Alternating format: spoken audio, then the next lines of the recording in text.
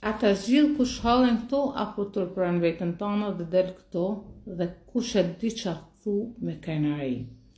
Atëherë më duket se ja kam thënë një me krenari se kja nuk është gjë me tordh me krenare për që kanë. Kja është gjë që më kanë shu komplet rjatën e jetës për keq, jo për mirë.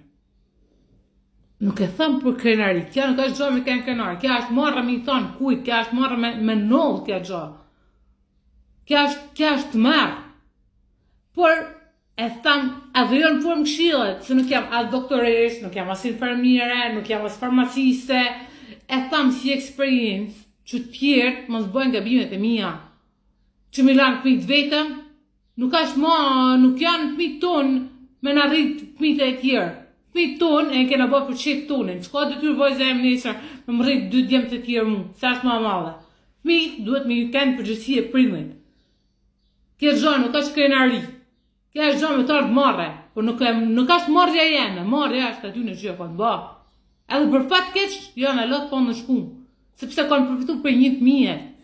Kam 10 vjeçe, unë thot ta kisha tregu në atë kohë, nuk do të kisha kanë gjallë, sepse ka shumë njerëz si puna edhe jotja që thua është marrë. Është marrë, po është marrja atyne, nuk është marrja jeme. Unë e kam tregu, sepse unë e kam kalu këtë gjallë, mus ma ka zgjidh kush problemin. Mua kanë zgjidh, edhe më kanë ndihmu me përballu mjekët, këto, doktorat, asistentët sociale, edukatorët e qendrës. Nuk kam metëm me zgjidh këtë problem në TikTok. Se këtë problem për mua është i zgjidhur.